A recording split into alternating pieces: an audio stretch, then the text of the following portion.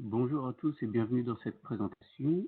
Aujourd'hui, cette présentation va porter sur le matériel Anduise Konak 770 ou bien le produit qui s'appelle M5 Pro dans sa référence d'origine. C'est un lecteur d'empreintes équipé d'un lecteur de base qui est qualifié d'autonome mais qui peut également être connecté, soit en USB, soit en réseau. Ce système est plus axé pour faire du pointage de personnel, donc pour surveiller les horaires entrants et sortants dans une entreprise par exemple. Ce produit donc peut être à la fois récupéré sur le site de BMS au niveau des caractéristiques techniques, mais également sur le site du fabricant Anduise, et vous pouvez chercher soit dans la barre de recherche avec M5 Pro, ou bien directement en filtrant vous-même votre recherche dans la partie biométrie, empreinte, et en cherchant le produit M5 Pro. Vous pourrez récupérer ses caractéristiques principales, des schémas d'installation, à la fois en mode autonome pour du contrôle d'accès ou en mode connecté via le réseau, et également avoir accès à certains documents de téléchargement, c'est-à-dire fiches produits et manuels rapides. Donc ce produit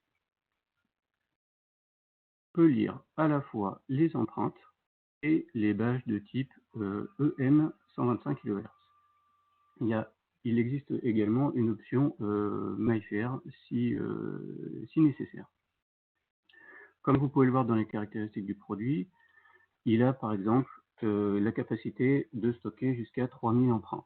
3000 empreintes, c'est donc le maximum. Et dans ces caractéristiques, il est possible pour un seul utilisateur d'enregistrer à la fois un badge et 2 empreintes. Ce qui fait que si vous enregistrez 2 empreintes, bien entendu, votre capacité totale d'utilisateur passera à 1500, puisque vous stockerez 2 empreintes par utilisateur. Ce système peut être également utilisé avec un système de contrôle d'accès tout à fait classique, car il supporte le Vigan 26 bits. Au niveau de ses caractéristiques, au niveau de ses options de câblage, on a la possibilité de le câbler avec un petit contrôleur associé entre lesquels on va avoir une communication Vigan pour contrôler une porte pleinement avec une ventouse et un bouton poussoir.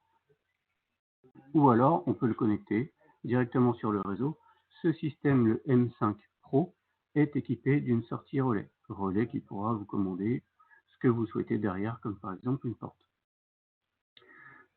Il existe la version M5 classique, donc la principale différence entre la version M5 Pro et la version M5, c'est justement la présence de ce relais. Le M5 Pro possède le relais, le M5 classique ne le possède pas. Maintenant qu'on a fait un petit tour des caractéristiques de base du produit, on va consulter le manuel livré avec ce produit.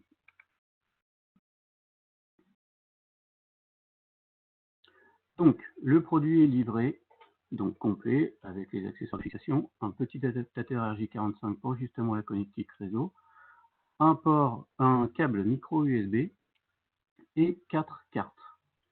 Également un CD avec le logiciel Crosscheck intégré dessus, Crosscheck dont on parlera un petit peu plus tard dans cette présentation.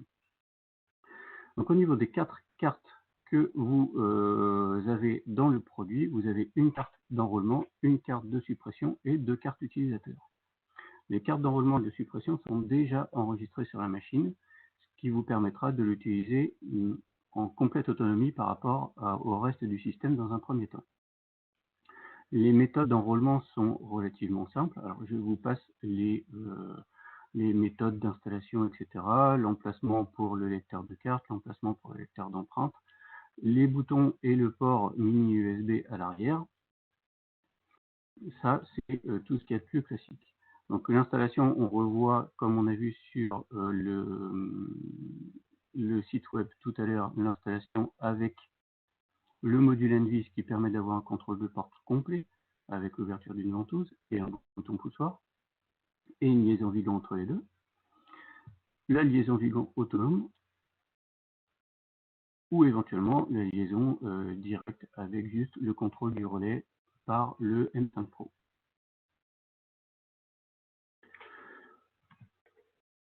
En mode autonome, vous allez pouvoir, donc sans aucun logiciel, ajouter des cartes, une empreinte ou deux empreintes par utilisateur. Donc la méthode est relativement simple. Une fois que le système est alimenté, on va passer pour enregistrer une empreinte, la carte d'enrôlement. On va presser une fois son empreinte sur le lecteur. Une deuxième fois, on va repasser la carte d'enrôlement et l'empreinte de cet utilisateur sera enregistrée. On a exactement le même principe avec une carte, comme on le voit ici. On passe la carte d'enrôlement, on passe une première fois la carte utilisateur, la deuxième fois la carte utilisateur, et pour terminer, on passe de nouveau la carte d'enrôlement. Si on fait ça étape par étape, enrôlement au début, l'élément que l'on souhaite enregistrer, donc empreinte ou badge, et enrôlement à la fin, on va enregistrer l'empreinte pour un utilisateur, puis le badge pour un autre utilisateur.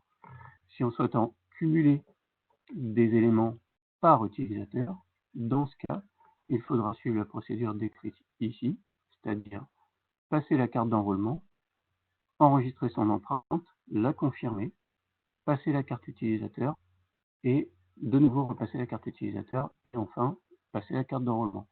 Dans ce cas, l'utilisateur possédera comme élément d'identification son empreinte et son badge.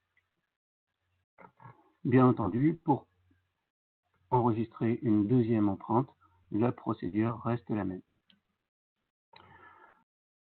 Si vous avez besoin à un moment donné de supprimer un utilisateur, vous pouvez directement le faire sur l'appareil avec la carte de suppression. Dans ce cas, si on souhaite supprimer une empreinte, on passe une première fois la carte de suppression, on passe son empreinte, on confirme son empreinte et on repasse la carte de suppression. Dans ce cas, l'empreinte de l'utilisateur en question est supprimée. Pour supprimer une carte, il s'agit d'exactement la même routine. On passe la carte de suppression, on passe la carte utilisateur une première fois, une deuxième fois pour la confirmer, et de nouveau la carte de suppression. Donc, la carte de l'utilisateur en question sera donc supprimée.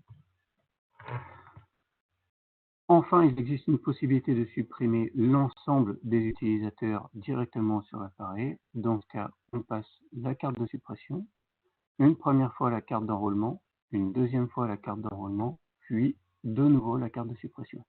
Dans ce cas, tous les utilisateurs précédemment enregistrés dans le lecteur seront tout simplement supprimés. Donc l'utilisation et la configuration de manière autonome de ce produit est assez simple. L'ajout de cartes, si vous ne possédez pas suffisamment de cartes, parce qu'il n'y en a que 2 livrées dans l'appareil, pour les utilisateurs, vous pouvez commander ou utiliser n'importe quelle autre carte du même type, donc EM 125 kHz, et les enregistrer de la même manière. On va procéder maintenant à l'explication de la connexion sur le logiciel et passer au logiciel. Donc, dans un premier temps, il vous sera demandé de connecter à votre PC le lecteur par port USB. Bien entendu, il faudra avoir précédemment installé le logiciel Crosschex de manière à pouvoir récupérer les informations du lecteur via le logiciel, via l'interface du logiciel. Donc, après avoir installé le logiciel, ouvert le logiciel et connecté votre appareil en mini USB, vous devrez passer la carte d'enrôlement pour qu'il soit détecté. Une fois que le dispositif sera détecté, vous pourrez le synchroniser au niveau horloge et également le configurer au niveau IP. De cette manière-là, vous pourrez le retrouver sur votre réseau plus tard et vous affranchir de la connexion USB, ce qui rendra la communication beaucoup plus simple. Donc, pour résumer, on installe le logiciel, on connecte le lecteur en mini USB, on passe la carte d'enrôlement au moment où on veut ajouter le lecteur dans le logiciel, et on va récupérer le lecteur dans le logiciel pour pouvoir configurer la partie réseau. Une fois que c'est fait, on va pouvoir configurer le reste du logiciel, le reste des informations, de tranches horaires, etc. sur le logiciel. Passons maintenant sur la partie logiciel. Donc le logiciel, bien entendu, est disponible en téléchargement libre sur le site Anuise dans la rubrique support. Lorsque vous lancez le logiciel, qui s'appelle donc Crosschex, le nom d'utilisateur admin en majuscule est renseigné, et pour le mot de passe reste vide.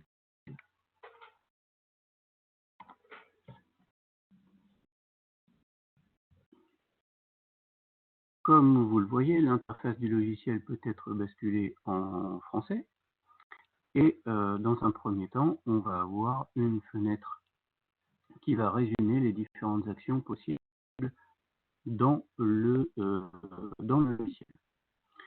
La première des choses va être généralement d'ajouter un périphérique. Le périphérique pour cette présentation, donc c'est bien un Connexion 70 M5 Pro. Pour ajouter votre périphérique, donc en suivant la description indiquée tout à l'heure, vous cliquez sur ajouter, vous choisissez USB, bien entendu vous rentrez un nom pour votre périphérique, et vous passez votre carte d'enrôlement. Lorsque vous passerez votre carte d'enrôlement, vous verrez apparaître votre périphérique dans la liste ici, ce qui vous permettra donc de l'ajouter, puis après de modifier ses paramètres IP. Une fois le périphérique ajouté, vous allez pouvoir le sélectionner. Le plus important dans un premier temps, ça va être la synchronisation horloge, de manière à bien redater tous les événements que vous allez avoir à faire avec votre lecteur, et éventuellement le paramétrage du périphérique. Donc le paramétrage du périphérique, c'est beaucoup de petites informations concernant notamment la temporisation du relais, qui est présent dans le M5 Pro. Si 5 secondes ce n'est pas suffisant, vous pouvez augmenter cette temporisation-là. On peut également initialiser le périphérique en cas de problème et revenir à la configuration usine. On peut également modifier le format de la date et l'heure, donner un nom pour la société, une adresse, etc. Votre périphérique, lorsqu'il est coché et s'affiche en bleu, veut dire qu'il est connecté et accessible. Dans ce cas, vous pouvez faire un clic droit et commencer à configurer l'IP et à faire correspondre l'adresse IP de votre périphérique, la passerelle et le masque de ce réseau au réseau sur lequel vous êtes actuellement connecté. Une fois que ça c'est fait, vous pouvez valider et les paramètres seront pris en compte. Donc, une fois que les paramètres seront pris en compte, la connexion USB ne sera plus nécessaire. Il faudra juste vous connecter le lecteur en IP sur votre réseau et y accéder de nouveau.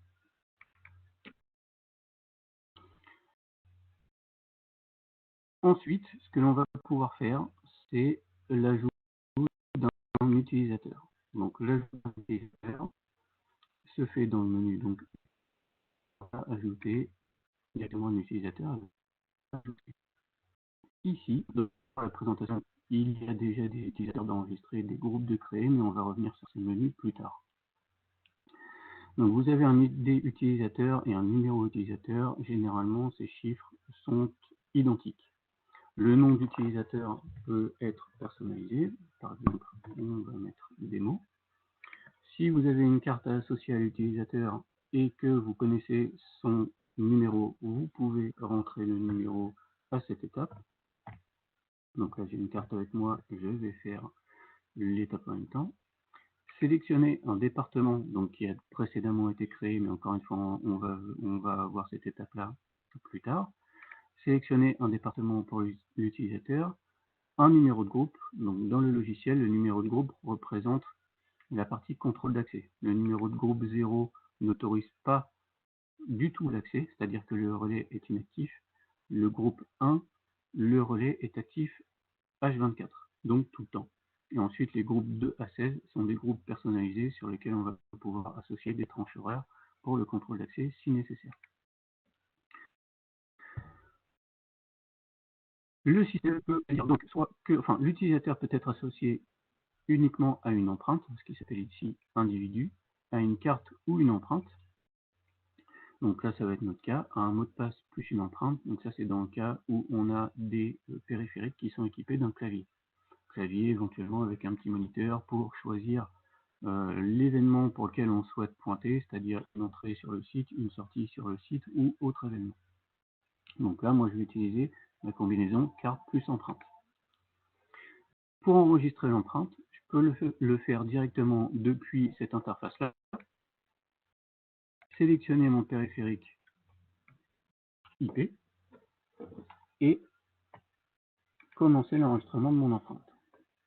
Donc, je clique sur registre, je passe une première fois mon doigt, je passe une deuxième fois mon doigt, enregistrement avec succès, sauvegarder.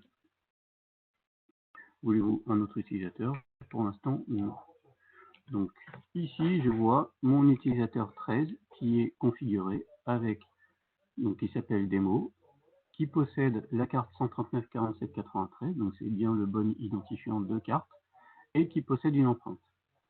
Actuellement, cet utilisateur n'est partagé avec aucun dispositif ou périphérique.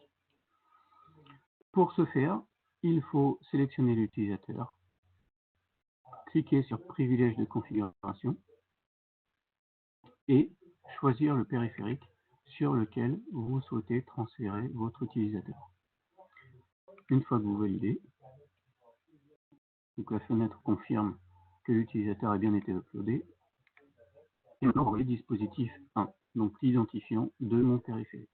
Donc si je repasse mon doigt ou utilise ma carte à l'instant, le relais pourra se déclencher et me laisser accès au site.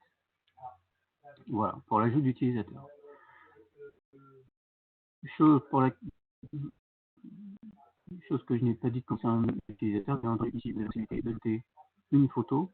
Le logiciel intègre une possibilité directe de redimensionner votre photo, la mettre plus ou moins à l'échelle à laquelle vous voulez qu'elle soit, et l'enregistrer telle qu'elle. Ou bien directement prendre la photo d'une personne avec une webcam qui est reliée sur le logiciel.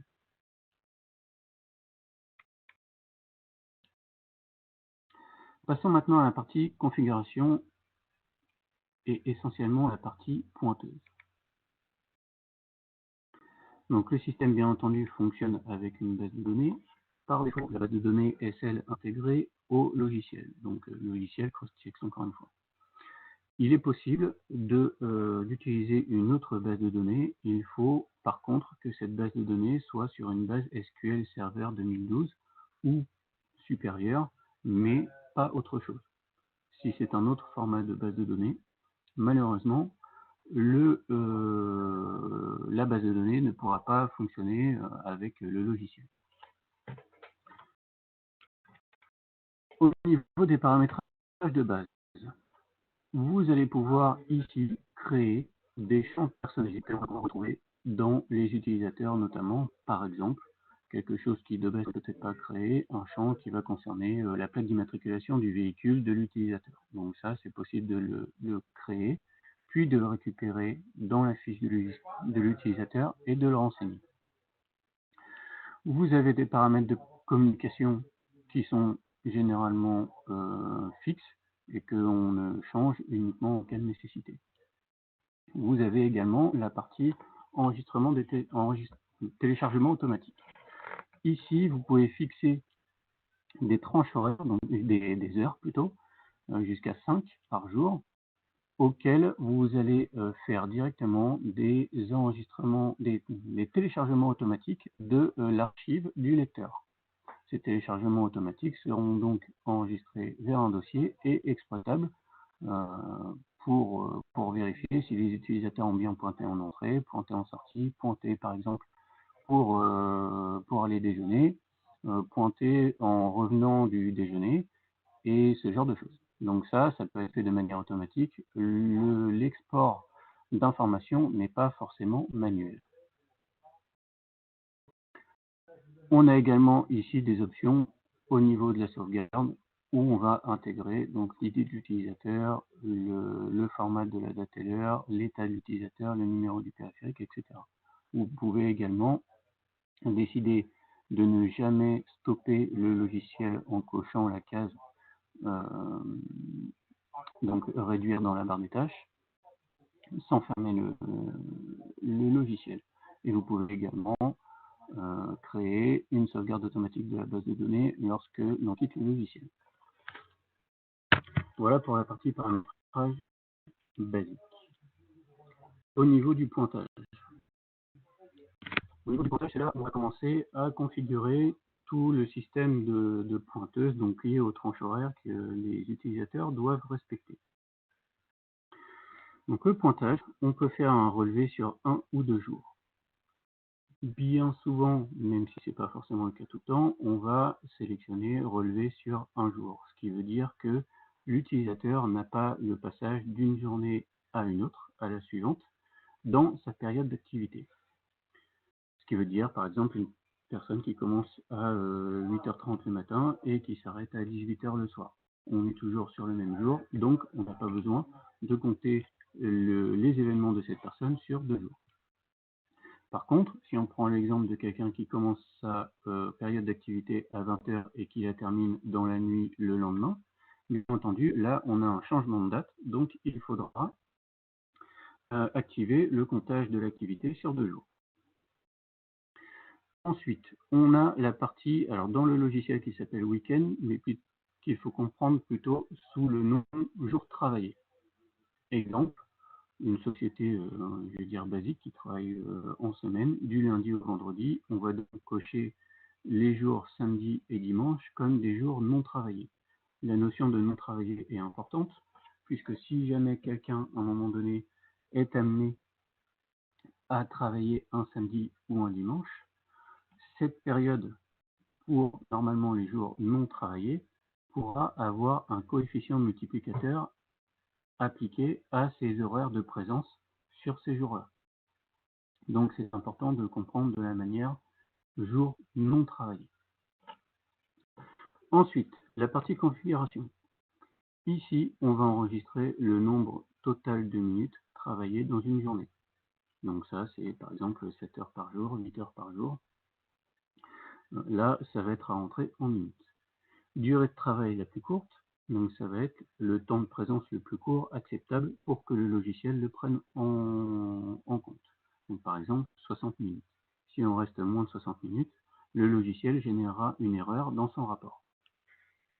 La durée de travail la plus longue, ça sera donc par exemple ici 720 minutes. Au-delà de cette durée-là, le logiciel générera une erreur de pointage. Voilà. Lorsque l'on oublie, par exemple, de pointer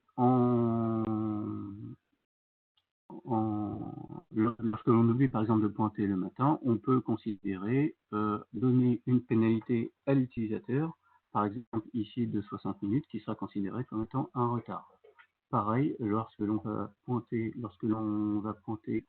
oublier de pointer en sortie, on va pouvoir pénaliser l'utilisateur de quelques minutes. Donc là, par défaut, c'est 60 minutes. Ça peut être plus, ça peut être moins. Ça, c'est selon les paramètres qui vont devoir être configurés en fonction de la société pour laquelle vous allez installer ce produit. Cet encart-là est réservé à l'édition des rapports pour savoir comment les rapports vont réagir. Par exemple, avec les horaires affichés en minutes et non pas en heures, ce genre de choses. Donc voilà pour la partie pointage. Donc attendance en anglais. La partie overtime, donc on va dire temps supplémentaire ou dépassement de temps. Ici, on va gérer donc le coefficient multiplicateur dont j'ai parlé juste avant. pour les périodes overtime 1, 2 et 3. Le niveau d'overtime, on ne va pas en parler pour cette présentation. Et on va parler de la gestion de l'overtime, donc du dépassement de temps.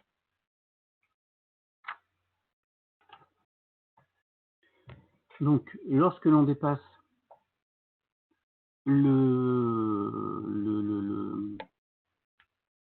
la période de travail, on va pouvoir générer une période pendant laquelle on va pouvoir pointer sans avoir de pénalité. Donc, par exemple, 30 minutes avant ou 30 minutes après dans cet exemple-là. Ce qui fait que l'utilisateur va pouvoir avoir quelques minutes avant l'heure à laquelle il doit embaucher pour donc embaucher sans générer de pénalité. Et s'il le fait vraiment de manière trop importante, ce dépassement de temps pourra, en fonction de la configuration, être cumulé à ses heures de travail normales et donc être présente sur le rapport que l'on pourra éditer à la fin pour faire le compte des heures du personnel. Donc on peut le faire à la fois en entrée, à la fois en sortie. Voilà à quoi sert la fonction overtime. Concernant le coefficient multiplicateur d'overtime, donc ici, on a des coefficients multiplicateurs qui sont directement rentrés d'origine, donc 1, 2, 3. L'overtime 1 correspond aux jours normaux, c'est-à-dire, par exemple, dans d'autres cas, du lundi au vendredi, entre 8h et 18h, par exemple. Le coefficient multiplicateur est de 1, donc aucun changement sur la tranche horaire 8h-18h. Le coefficient multiplicateur overtime 2 correspond aux jours non travaillés, donc par exemple le samedi et le dimanche, et si quelqu'un vient travailler pendant cette période-là, la période pendant laquelle il aura travaillé sera donc multipliée par 2, ce qui donc lui offrira un bonus. Et la période overtime 3, c'est la même chose, mais uniquement pour les jours de congé, qui sont à part dans la configuration du logiciel. On va passer maintenant à la configuration des départements, donc ce que l'on a vu tout à l'heure pour le classement du personnel. Donc par exemple ici, j'ai mon site qui s'appelle ByDNSFR, j'ai une sous-rubrique qui s'appelle SAV pour le personnel du SAV et les employés 0 et les employés 1. Donc il s'agit juste ici de configurer l'architecture ou plutôt le classement des utilisateurs de la société pour laquelle vous configurez le périphérique. Et bien entendu, les utilisateurs devront être, une fois qu'ils auront été rentrés, soit directement sur la machine, soit par le biais du logiciel, puis transférés sur le lecteur, devront être redirigés vers les bons départements pour que les bonnes tranches horaires qui sont associées au département ou aux utilisateurs soient valides. Au niveau du pointage, ici, alors ça c'est valable vraiment pour les produits qui sont équipés d'un moniteur, puisque sur ces moniteurs, vous avez une sélection possible des événements pour lesquels vous souhaitez pointer. C'est-à-dire que sur le moniteur, vous avez à un moment donné une ligne qui vous affiche par exemple entrée,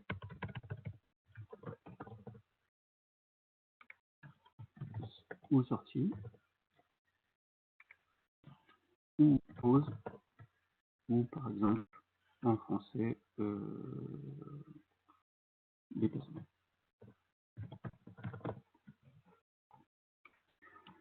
Donc par le biais d'une manipulation sur le clavier de l'appareil équipé d'un moniteur, donc là on ne parle plus du M5 Pro, vous allez pouvoir choisir, quand vous arrivez le matin par exemple pour embaucher à 8h30, vous allez choisir entrée et vous allez passer votre doigt ou votre badge. Et dans ce cas-là, votre événement sera considéré comme étant une entrée.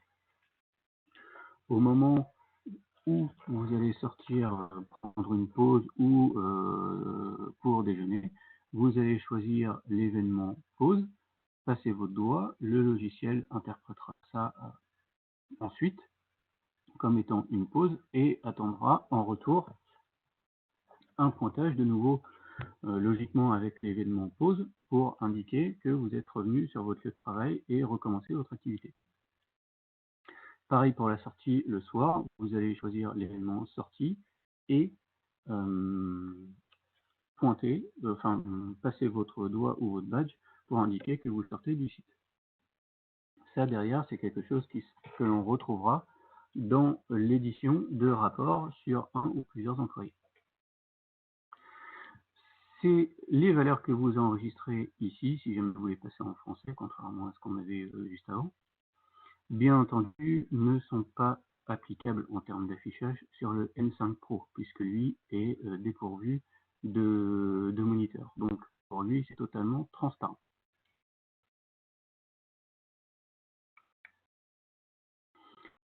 Ici, dans le type de congé, on va pouvoir créer des marqueurs avec des couleurs personnalisées et des noms personnalisés que l'on va pouvoir récupérer pour l'édition des rapports. Un marqueur, par exemple, pour les arrêts maladie, pour les congés.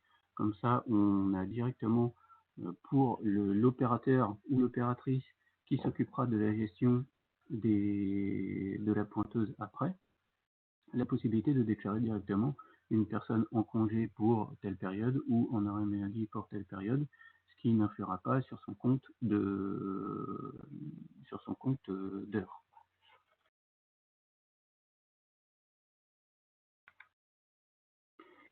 Donc le menu code de travail, donc ça c'est quelque chose qui est très peu utilisé. Donc, pour faire simple, c'est un système qui permet de partager un planning sur un seul utilisateur. Par exemple, si on a une personne qui arrive, qui travaille uniquement le matin, qui a une pause dans l'après-midi, qui ne travaille pas l'après-midi, et qui va reprendre le soir. Donc là, la période pour générer un planning, ça peut de temps en temps être relativement compliqué. Donc, on va partager un planning sur un utilisateur. Par exemple, un salarié qui travaille le matin, et le même salarié qui travaille le soir, ou en soirée plutôt. Et que nous allons pouvoir générer les jours fériés et qui apparaîtront eux ensuite directement dans le rapport, comme ça n'influencera pas le compte d'heures pour les employés sur les ponts, les congés nationaux qui sont différents en fonction des pays. Donc ça, ce sont des valeurs qui sont à ajouter manuellement.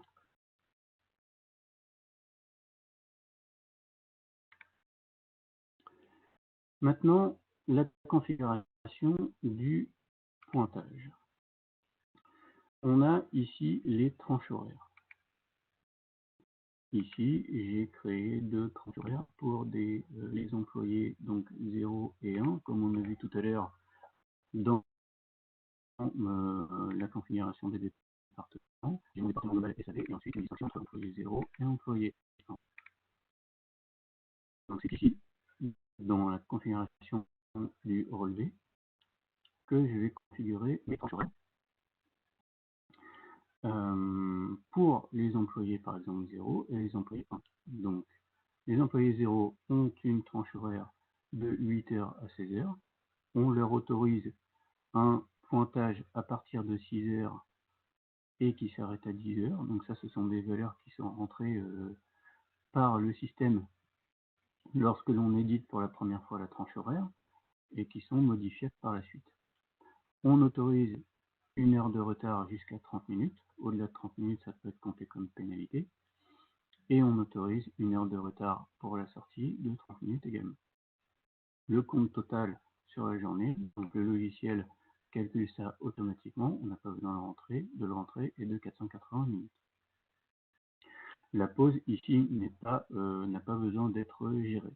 Si on avait besoin de gérer une pause, par exemple déjeuner, on pourrait générer 2 plannings distincts, mais dans ce cas, il faudrait que la valeur ici soit pour chacun des plannings 0,5, c'est-à-dire une demi-journée le matin, la pause le midi et une demi-journée le soir. Parce que ce coefficient ici doit toujours être au total sur une journée égal à 1. Si jamais ce n'est pas le cas, le logiciel au moment de l'édition du rapport d'activité d'un utilisateur, générera une erreur, tout simplement. Vous pouvez également, bien entendu, rendre obligatoire le fait de pointer en entrée et en sortie. C'est la plupart du temps logique, mais dans certains cas, on a des salariés qui sont totalement libres de leur mouvement, c'est-à-dire qu'ils n'ont pas de tranche horaire associée. Ce que l'on va compter, c'est uniquement leur présence. Ils peuvent arriver à n'importe quelle heure, repartir à n'importe quelle heure. L'important, c'est qu'ils soient présents un certain nombre d'heures consécutives sur la journée pour être pris en charge par le système. Donc dans ce cas, on peut tout simplement cocher heure libre ici, et il n'y aura pour, par exemple, un utilisateur en question, pas de notion de retard.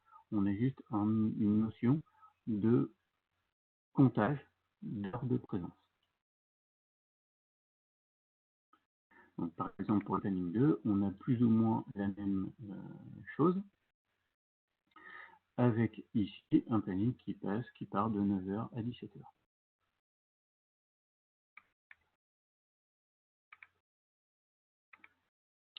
Configuration du relevé. Donc maintenant que l'on a configuré nos tranches horaires, on va les associer à des groupes, à des cycles. Donc par exemple pour les utilisateurs 0, on va sélectionner donc un seul cycle, c'est-à-dire le fait d'utiliser le planning sur une semaine. Si on met par exemple 2 cycles, on pourrait avoir par exemple des cas où on va avoir, imaginons, un samedi travaillé sur 2, par exemple. Donc, dans ce cas-là, on ajoute un cycle, et ici, on va réattribuer. Donc là, il aurait fallu que je coche... non, pardon, c'est bon. On va récupérer le samedi de la deuxième semaine, et là, je peux de nouveau, du lundi au samedi, appliquer ma tranche horaire, ma tranche horaire au samedi qui suit. Dans ce cas, j'ai un compte global. Sur la première semaine, du lundi au vendredi, et sur la deuxième semaine, du lundi au samedi. Ce qui m'évite de recréer une tranche supplémentaire juste parce que je rajoute le samedi. Donc, dans notre cas, ce n'est pas nécessaire. Donc, on va rester sur un cycle du lundi au vendredi. Donc, les utilisateurs 0 qui correspondent au planning employé 0 sont bien du lundi au vendredi de 8h à 16h avec 30 minutes de retard en début et en fin de journée accepté. Et les utilisateurs 1, la même chose. Oui, c'est ça, on répète la même chose, mais avec le planning employé 1. Ensuite, emploi du temps. Ici, nous allons sélectionner les utilisateurs. Donc là, comme vous pouvez voir pour la démo, j'ai plusieurs utilisateurs de rentrée. Et je vais également retrouver l'utilisateur que l'on a créé ensemble tout à l'heure, qui lui se trouve dans la partie SAV, dont le planning n'a pas encore été attribué, puisque l'on voit ici que la case est blanche. Donc si on sélectionne notre utilisateur démo, on va pouvoir lui attribuer soit le relevé utilisateur 0, donc de 8 à 16, de 8h à 16h, tous les jours du lundi au vendredi, soit l'accès de 9 à 17, enfin non pas l'accès, mais le pointage de 8h à 16h ou de 9h à 17h. Ici, on va pouvoir, quand on fait un relevé normal, on va pouvoir définir d'une date de début d'activité pour cet utilisateur et une date limite de fin.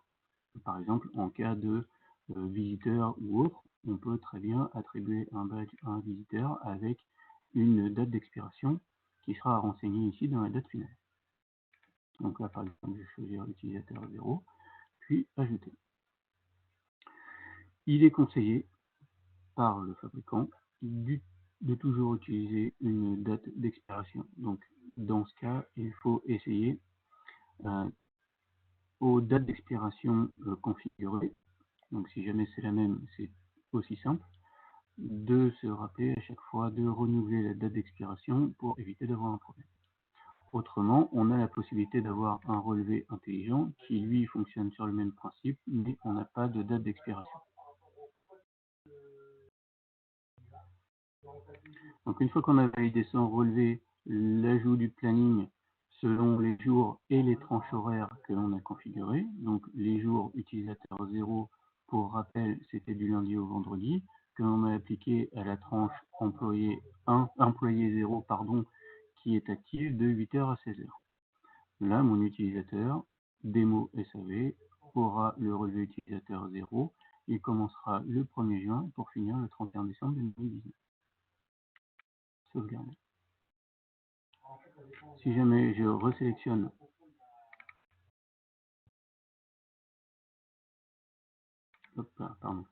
si jamais je resélectionne mon utilisateur démo SAV, là on voit qu'il est bien sur le relevé 0 et en résumé, on sait que cet utilisateur aujourd'hui, puisque c'est à la date d'aujourd'hui, doit respecter le planning employé 0. Planning employé 0 qui est le planning de 8h à 16h.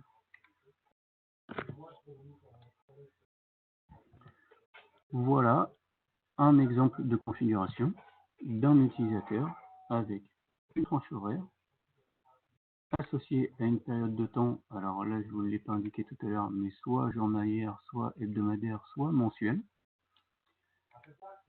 et enfin associée à un utilisateur.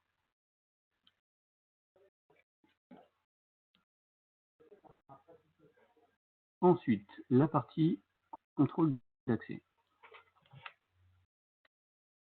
La partie de contrôle d'accès, elle est relativement, on va dire, identique. Donc votre système doit être associé, votre périphérique doit être associé à un groupe de périphériques. Et là, on va retrouver ce que l'on avait tout à l'heure, les groupes dans la gestion des utilisateurs. Donc ils sont ici. On va choisir le groupe 0 pour aucun accès, le groupe 1 pour un accès permanent, et à partir du groupe 2 à 16 pour un accès on va dire personnalisé. Donc ça, en fonction du périphérique que vous avez, vous allez avoir à configurer avec ici le début de fin pour l'appel autorisé pour chacun des jours de la semaine. Les groupes d'accès, donc on voit ici que le groupe 0 de base est tout le temps, l'accès est tout le temps interdit, le groupe 1, l'accès est tout le temps autorisé, et ensuite associer des utilisateurs à des groupes. C'est le même principe de fonctionnement que ce que l'on a vu avant pour les transactions de la pointeuse. Donc création du planning, ajout du planning sur un cycle de temps, donc là une semaine et donc certains jours de la semaine, et enfin association d'utilisateurs à ce fameux planning.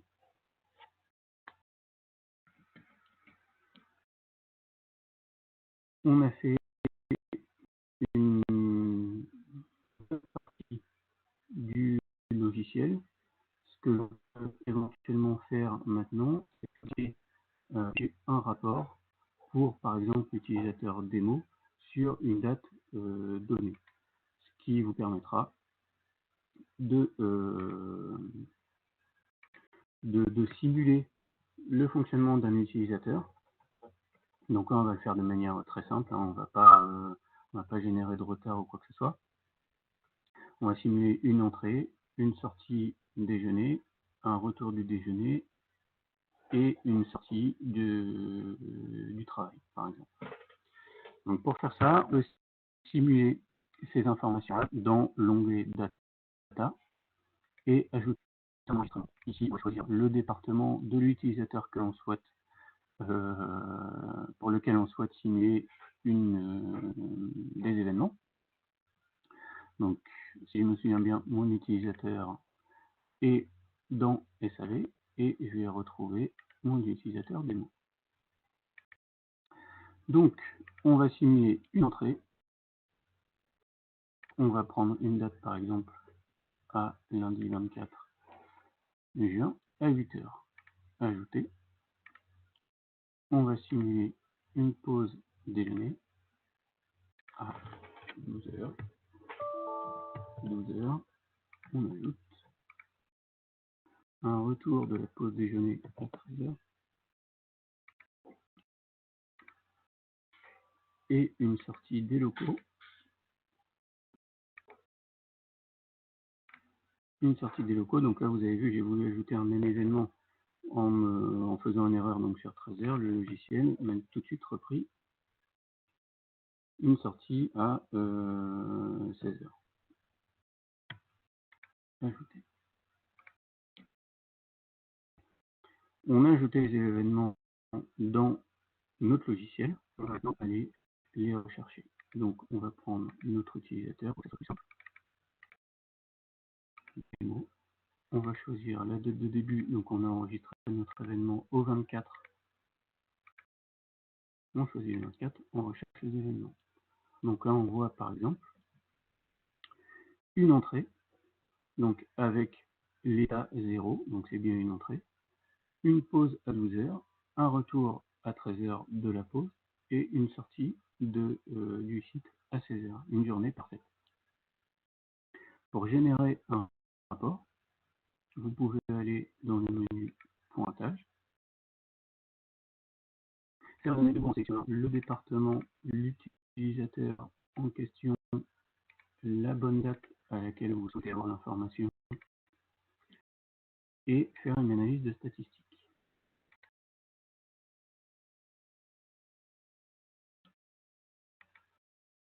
Donc là, on voit qu'il n'y a pas d'anomalie, tout est normal, tout respecte les tranches horaires de l'utilisateur auquel l'utilisateur est associé, et il n'y a strictement pas de problème.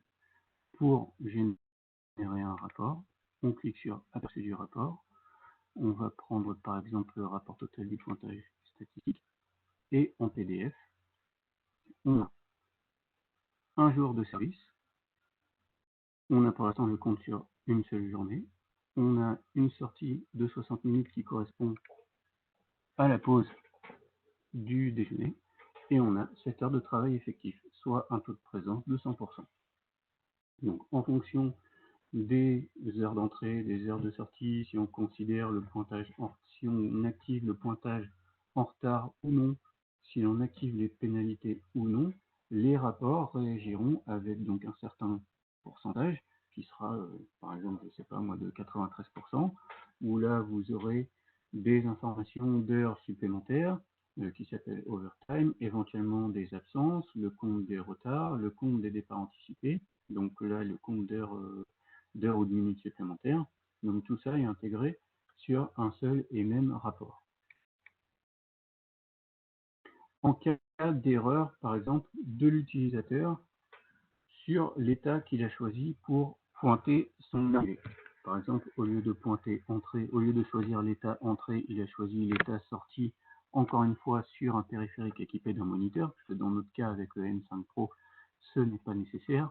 Le logiciel peut réinterpréter ces erreurs directement.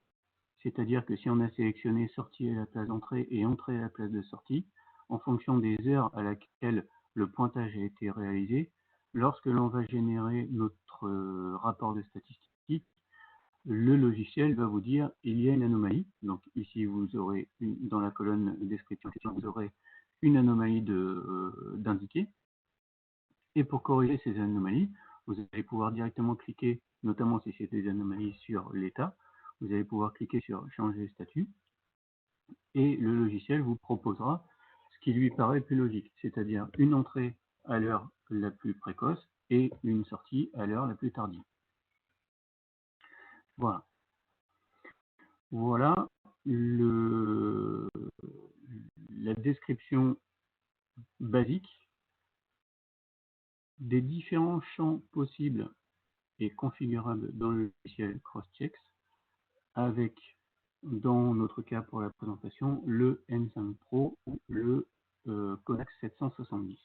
Appareil qui peut être utilisé à la fois en autonome complètement et configuré avec les badges d'enrôlement et de suppression, ou alors de manière connectée en USB ou en IP avec le logiciel Crosschex.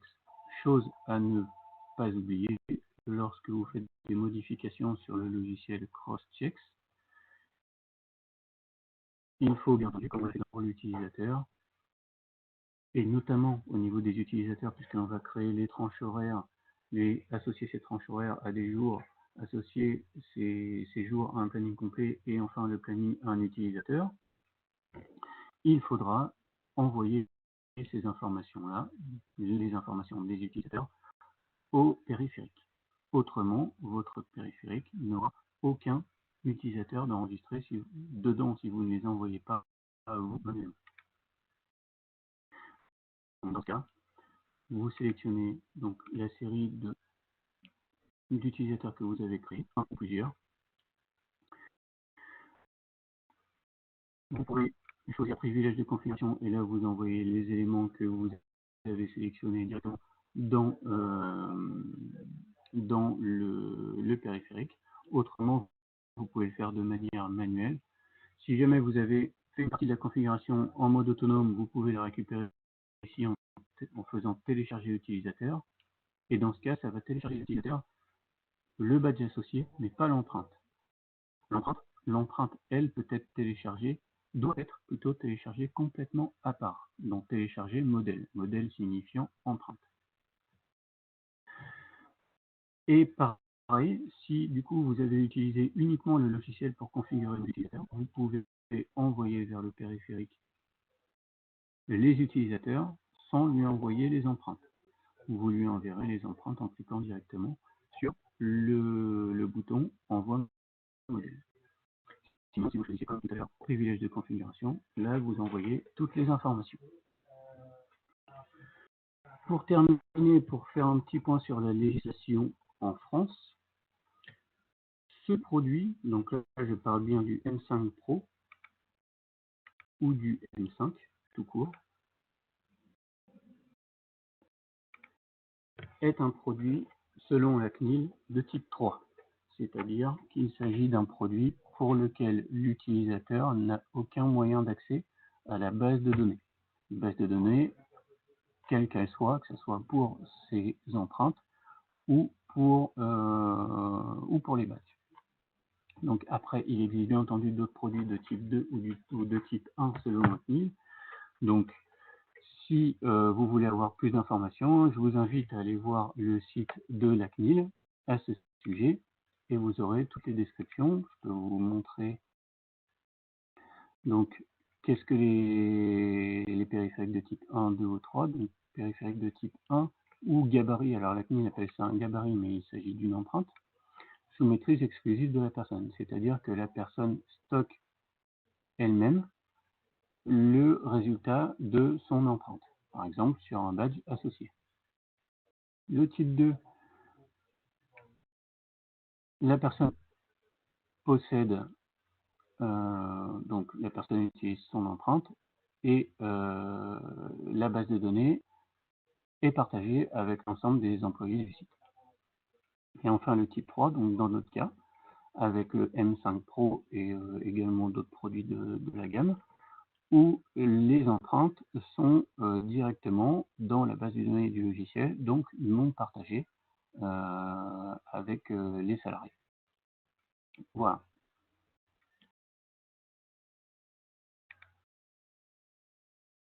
Donc, je vous souhaite une bonne journée. J'espère que cette présentation vous a permis d'en apprendre un petit peu plus sur le Connect 770 ou M5 Pro.